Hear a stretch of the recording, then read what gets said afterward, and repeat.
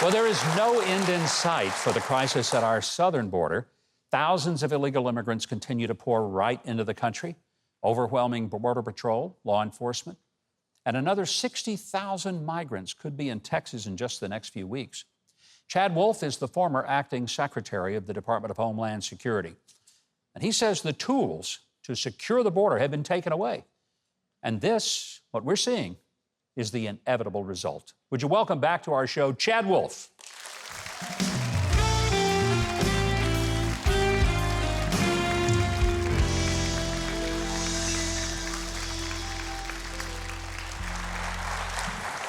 Chad, it's great to have you back. I would think that by most anybody's definition, what's going on at the border is chaos and a disaster. How did it turn out this bad this quick? Well, I think that's a great question. That's what a lot of Americans, as they look at some of the video and the pictures of the southern border, particularly the 15,000 Haitians under a bridge in Del Rio, they're asking themselves that question. Look, we knew once the election was decided, we knew what they ran on, we knew what they campaigned on, and we warned them during the transition period, December into January, that if they actually rolled back a lot of the policies that they had campaigned on, that certain things were going to happen, that there wasn't enough space in Border Patrol facilities. There wasn't enough space with Health and Human Services, all the things that have occurred over the last 8 months. We warned them.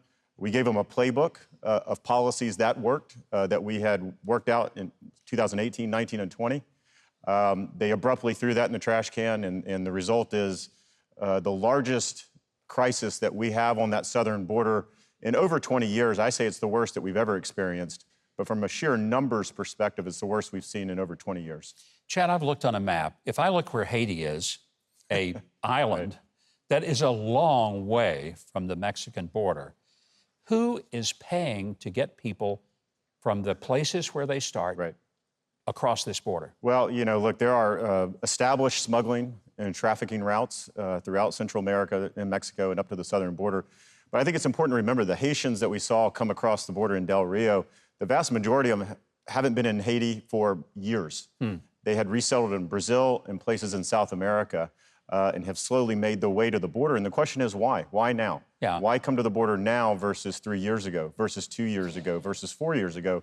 And undoubtedly, the answer is because this administration has not only messaged that it's okay to come, but also by their policies, that if you get across that border, you're going to remain here in the United States for years and years to come. And that's what they want at the end of the day.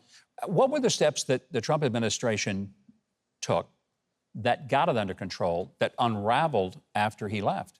Well, I think one of the great things about President Trump was he looked at immigration enforcement and border security and said it's a tough issue. And while previous administrations had sort of punted the ball and decided not to make difficult decisions, he emboldened folks at the department like myself and others to make those hard decisions.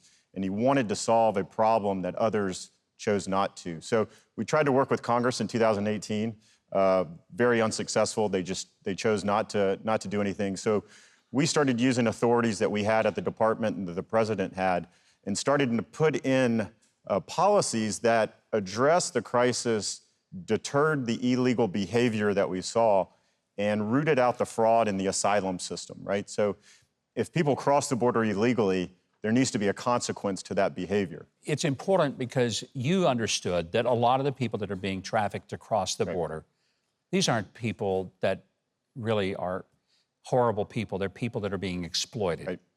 Women that are being turned into sex slaves, little kids that are being trafficked, bringing drugs in as mules to get the drugs in because they don't think the kids will be carrying it. Really, a human tragedy of great proportion. We never hear about that part. You're exactly right. And I think that's the most frustrating thing. And that's certainly something I saw at the department. That's something I've been talking about over the last 8 months, which is when you have an immigration policy that encourages folks to come from Central America, South America, but it's important to remember, Border Patrol apprehends folks from 150 different countries coming across that border. And when you're encouraging them to go through Central America and Mexico and put your lives in the hands of a smuggler or a trafficker, each of them have to pay between $5,000 and $10,000 to get across that border. And people are killed, they're murdered, they're raped, they're exploited to no end. That is the definition of an inhumane immigration policy. When the president said that the border agents are going to pay for the use of horseback riders, which was perfectly legitimate and according to their training. Even the photographer who took pictures said nobody was whipped, nobody was in any way treated unfairly or unkindly. But before any investigation, he went out and publicly castigated the very people under his command. What is the morale of the border agents who are being held up as being the problem instead of the administration? Well, I would say that those comments, as well as comments by our vice president, as well as the DHS secretary, were completely irresponsible. They made me angry because it's just another attack on law enforcement that we see. Yeah. Instead of assuming that your law enforcement professionals did the right thing until the investigation is complete, they actually did the opposite. They just assumed they did the wrong thing. And I think, as you said, the facts, eyewitness testimony, and others have sort of verified they actually did what they were trained to do. Again, they're on horseback. They're in a very dangerous situation trying to prevent traffickers and smugglers coming across that border while at the same time making sure that women and children aren't hurt. Very difficult job to do on horseback. But we give them the training and we expect them to do their job, and we need to support them. Instead, you have leadership in the White House and at the department who are not supporting them, and I would say that the morale is probably the lowest it's been at the department since its creation. You know, it's pretty clear we need you back there. I don't think you'll be asked to come into this administration, but the country would be better if you were there. Chad Wolf, thank you so much for your time and insights tonight. For the audience, you can keep up with Chad Wolf in real time on Twitter at ChadFWolf.